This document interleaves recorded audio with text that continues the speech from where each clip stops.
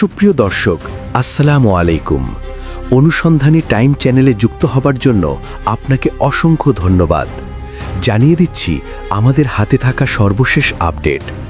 আর বরাবরের মতো সর্বশেষ আপডেট জানাতে আপনাদের পাশে আমি সাইমন সুজন। মোদির হালুয়া টাইট, ভারত ভেঙ্গে খ্রিস্টান দেশ বানানোর পরিকল্পনা যুক্তরাষ্ট্রে। দিল্লির 6 রাজ্যে যুক্ত হচ্ছে বাংলাদেশে। ভারত ভেঙ্গে উত্তর পূর্বাঞ্চলীয় রাজ্যগুলোকে নিয়ে একটি স্বাধীন খ্রিস্টান রাষ্ট্র গঠনের পরিকল্পনা চলছে যুক্তরাষ্ট্রে। সম্প্রতি আমেরিকার মাটি থেকে খালিস্তানি নেতা গুরপদ বন্ত সিং পান্নুং ভারতের একটি মানচিত্র প্রকাশ করেছেন।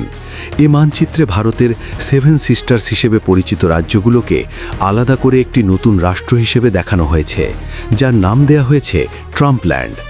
পান্ডুনের দাবি, আসাম, মেঘালয়ের বড় একটি অংশ, মণিপুর, মিজোরাম, ত্রিপুরা এবং নাগাল্যান্ড মিলিয়ে এই নতুন রাষ্ট্র গঠিত হবে। পাশাপাশি এই মানচিত্রে ভারতের অবিচ্ছেদ্য অংশ অরুণাচল প্রদেশকে সরাসরি চীনের অংশ হিসেবে চিহ্নিত করা হয়েছে। এই ঘটনা প্রকাশ্যে আসার পর থেকেই মোদী সরকারের ভেতর এক ধরনের অস্থিরতা কাজ করছে। ভারতীয় সংবাদ মাধ্যমগুলো এই মানচিত্র প্রকাশকে ভারতের সার্বভৌমত্বের ওপর বড় আঘাত হিসেবে বর্ণনা করছে। গুরপদ বন্ত সিং পান্নুন কেন এই নতুন রাষ্ট্রের নাম ট্রাম্পল্যান্ড রাখলেন, তার সুনির্দিষ্ট কিছু যুক্তি তিনি তুলে ধরেছেন। পান্নুন বলেন, ভারতে বসবাসরত খ্রিস্টান সম্প্রদায় বর্তমানে চরম নিরাপত্তাহীনতায় ভুগছে। তিনি অভিযোগ করেছেন, ভারতের বিভিন্ন প্রান্তে খ্রিস্টানদের ধর্মীয় উৎসবে হিন্দু চরমপন্থীরা হামলা চালাচ্ছে এবং তাদের ধর্মীয় অধিকার খর্ব করা হচ্ছে। বিশেষ করে বড়দিনের সময় গির্জাগুলোতে হামলার ঘটনাকে তিনি আন্তর্জাতিক পর্যায়ে বড় করে তুলে ধরেছেন। পান্নুন সরাসরি যুক্তরাষ্ট্রের প্রেসিডেন্ট ডোনাল্ড ট্রাম্পের দৃষ্টি আকর্ষণ করে বলেছেন, ভারতে ধর্মীয় সংখ্যালঘুদের ওপর যে নিপীড়ন চলছে তা বন্ধ করতে আমেরিকার হস্তক্ষেপ প্রয়োজন। তিনি মনে করেন, উত্তর পূর্ব ভারতের খ্রিস্টান অধ্যুষিত অঞ্চলগুলোকে ভারতের শাসন থেকে মুক্ত করে একটি স্বাধীন রাষ্ট্র গঠন করাই একমাত্র সমাধান। এ কারণেই তিনি আমেরিকার সমর্থন পাওয়ার আশায় প্রস্তাবিত রাষ্ট্রটির নাম ডোনাল্ড ট্রাম্পের নামে উৎসর্গ করেছেন। এই দাবির পেছনে উত্তর পূর্ব ভারতে ডেমোগ্রাফিক বাস্তবতাকে অন্যতম হাতিয়ার হিসেবে ব্যবহার করা হচ্ছে। সরকারি পরিসংখ্যান অনুযায়ী ভারতের এই অঞ্চলের রাজ্যগুলোতে খ্রিস্টান জনসংখ্যার হার অনেক বেশি। নাগাল্যান্ডের মোট জনসংখ্যার প্রায় 88% মানুষ খ্রিস্টান ধর্মাবলম্বী। মিজোরামে এই হার প্রায় 87% এবং মেঘালয়ে প্রায় 75%। এছাড়া ত্রিপুরা ও মণিপুরেও উল্লেখযোগ্য সংখ্যক খ্রিস্টান মানুষের বসবাস রয়েছে। পান্নুন এই ধর্মীয় পরিসংখ্যানকে সামনে রেখে বলছেন, হিন্দু সংখ্যাগরিষ্ঠ ভারতে এই রাজ্যগুলোর খ্রিস্টানরা কখনোই তাদের পূর্ণ স্বাধীনতা এবং ধর্মীয় নিরাপত্তা পাবে না। তার এই প্রচারণা আমেরিকার নীতি নির্ধারকদের কান পর্যন্ত পৌঁছানোর চেষ্টা করা হচ্ছে, যাতে করে ভারতের ওপর কূটনৈতিক চাপ সৃষ্টি করা যায়। দিল্লির জন্য ভয়ের কারণ হল, যদি আমেরিকার কোনো প্রভাবশালী গোষ্ঠী এই দাবিকে সমর্থন করে বসে, তবে ভারতের উত্তর পূর্বাঞ্চল হাতছাড়া হওয়ার ঝুঁকি তৈরি হবে। ভারতীয় সংবাদ মাধ্যম হিন্দুস্তান টাইমস তাদের বিশেষ প্রতিবেদনে পান্নুনকে একজন জঙ্গি হিসেবে আখ্যায়িত করেছে। তারা অভিযোগ করছে, পান্নুন শুধুমাত্র একা নন। এই পরিকল্পনার পেছনে আরও বড় কোনো আন্তর্জাতিক শক্তি কাজ করছে। ভারতীয় মিডিয়া এই বিতর্কের মধ্যে বারবার বাংলাদেশকে টেনে আনার চেষ্টা করছে। তারা দাবি করছে, বাংলাদেশের বর্তমান অন্তর্বর্তীকালীন সরকার এবং ছাত্র আন্দোলনের বেশ কিছু নেতা ভারতের উত্তর পূর্বাঞ্চলকে বিচ্ছিন্ন করার পরিকল্পনায় ইন্ধন দিচ্ছেন। হিন্দুস্তান টাইমসের প্রতিবেদনে হাসনাত আবদুল্লাহ এবং ওসমান হাদির মতো ব্যক্তিদের নাম উল্লেখ করে বলা হয়েছে, তারা অতীতে ভারতের এই অঞ্চলগুলোকে স্বাধীন করার ডাক দিয়েছিলেন। এমনকি ওসমান হাদির মৃত্যুর পর পান্নুন বাংলাদেশিদের প্রতি আহ্বান জানিয়েছিলেন ভারতের বিরুদ্ধে ঐক্যবদ্ধভাবে মাঠে নামতে। ভারতীয় মিডিয়া মূলত তাদের নিজেদের অভ্যন্তরীণ অস্থিরতা ও ব্যর্থতা ঢাকতে বাংলাদেশের উপর দায় চাপানোর এক নোংরা খেলায় মেতেছে। বাংলাদেশের অবস্থান সবসময়ই প্রতিবেশী দেশের প্রতি সম্মানজনক এবং স্থিতিশীলতার পক্ষে।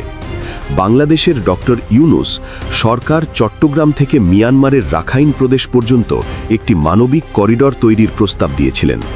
এর উদ্দেশ্য ছিল সম্পূর্ণ মানবিক রোহিঙ্গা শরণার্থী এবং যুদ্ধ কবলিত মানুষের কাছে খাদ্য ও চিকিৎসা সহায়তা পৌঁছে দেওয়া। কিন্তু ভারতীয় মিডিয়া এই মানবিক প্রস্তাবটিকে একটি রাজনৈতিক ও সামরিক ষড়যন্ত্র হিসেবে প্রচার করছে। তাদের দাবি, এই করিডরের আড়ালে নাকি উত্তর পূর্ব ভারতে অশান্তি ছড়ানোর নীল নকশা করা হচ্ছে, অথচ এর কোনো বাস্তব প্রমাণ তারা দাখিল করতে পারেনি। মূলত ভারতের উত্তর পূর্বাঞ্চলের নিয়ন্ত্রণ হারানোর ভয়ে তারা বাংলাদেশের প্রতিটি পদক্ষেপকে সন্দেহের চোখে দেখছে। সাবেক প্রধানমন্ত্রী শেখ হাসিনাও ক্ষমতায় থাকাকালীন একটি বিতর্কিত দাবি করেছিলেন। তিনি বলেছিলেন যে আমেরিকা বঙ্গোপসাগরের সেন্ট মার্টিন দ্বীপে একটি সামরিক ঘাঁটি করতে চায়। শেখ হাসিনার সেই দাবিকে ভিত্তি করে ভারতীয় মিডিয়া বড় গল্প সাজিয়েছে। তাদের দাবি, আমেরিকার মূল লক্ষ্য হল ভারতের উত্তর পূর্বাঞ্চলের খ্রিস্টান অধ্যুষিত রাজ্যগুলো, বাংলাদেশের পার্বত্য চট্টগ্রাম এবং মিয়ানমারের রাখাইন প্রদেশ মিলিয়ে একটি বিশাল খ্রিস্টান রাষ্ট্র তৈরি করা। এই কল্পিত রাষ্ট্রের নাম তারা দিচ্ছে খ্রিস্টান রাষ্ট্র। তারা দাবি করছে ডক্টর ইউনূসের মানবিক করিডরের প্রস্তাব আসলে সেই বৃহত্তর ছকেরই একটি অংশ। এমনকি কক্সবাজারে মার্কিন সেনাদের উপস্থিতির মতো ভিত্তিহীন গজবও ভারতীয় সংবাদ মাধ্যমগুলোতে প্রচার করা হচ্ছে। কিন্তু আন্তর্জাতিক কোনো সংস্থা এখন পর্যন্ত এই দাবির সপক্ষে কোনো প্রমাণ পায়নি। এটি আসলে ভারতের একতরফা প্রোপাগ্যান্ডা ছাড়া আর কিছুই নয়। এত কিছুর পরেও ক্ষান্ত নন ভারতীয়রা। বিভিন্ন গোয়েন্দা রিপোর্টের দোহাই দিয়ে তাদের গণমাধ্যমগুলো দাবি করছে মিয়ানমার এবং চট্টগ্রাম সীমান্তের মায়ু পর্বতের গহীন জঙ্গলে রোহিঙ্গা জঙ্গিরা সক্রিয় হয়ে উঠেছে। তাদের দাবি, এই জঙ্গিরা মৎস্যজীবী ছদ্মবেশে নাফ নদীর আশেপাশে অবস্থান করছে এবং মংডো শহরেও তাদের আনাগোনা বেড়েছে। আরাকান আর্মি যখন মিয়ানমারে অভিযান চালাচ্ছে, তখনই বিদ্রোহীরা বাংলাদেশে প্রবেশ করে আশ্রয় নিচ্ছে। ভারতের মাথা ব্যথার কারণ হল, এই অস্থিরতা যদি বাড়ে তবে তাদের উত্তর পূর্বাঞ্চলীয় রাজ্যগুলোতে বিদ্রোহীরা আরও শক্তিশালী হবে। কিন্তু তারা এটা বুঝতে চাইছে না যে রোহিঙ্গা সংকটের সবচেয়ে বড় শিকার হচ্ছে বাংলাদেশ। লাখ লাখ শরণার্থীকে আশ্রয় দিয়ে বাংলাদেশ একটি মানবিক বিপর্যয় ঠেকিয়ে রেখেছে। ভারত এই সংকটে বাংলাদেশের পাশে না দাঁড়িয়ে উল্টো তাদের সীমান্ত বন্ধ করে রেখেছে এবং বারবার দোষারোপের রাজনীতি করছে।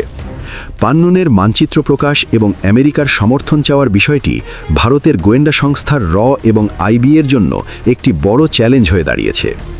দিল্লি ভালো করেই জানে, আমেরিকার মাটিতে বসে পান্নুন যখন এই ধরনের মানচিত্র প্রকাশ করেন, তখন তার পেছনে গভীর কোনো কূটনৈতিক সমীকরণ থাকতে পারে। আমেরিকা সবসময় দক্ষিণ এশিয়ায় তাদের প্রভাব বজায় রাখতে চায়। মোদী সরকার এখন দিশেহারা হয়ে পড়েছে, কারণ তারা একদিকে আমেরিকার সাথে সম্পর্ক খারাপ করতে পারছে না, অন্যদিকে নিজেদের দেশের অখণ্ডতা রক্ষা করতে হিমশিম খাচ্ছে। ভারতের অভ্যন্তরীণ রাজনীতিতে এই ইস্যুটি এখন চরম উত্তাপ ছড়াচ্ছে। বিরোধীরা প্রশ্ন তুলছেন, মোদী কেন আমেরিকার উপর চাপ সৃষ্টি করতে পারছেন না, যাতে পান্নুনের মতো ব্যক্তিদের বিরুদ্ধে ব্যবস্থা নেওয়া হয়।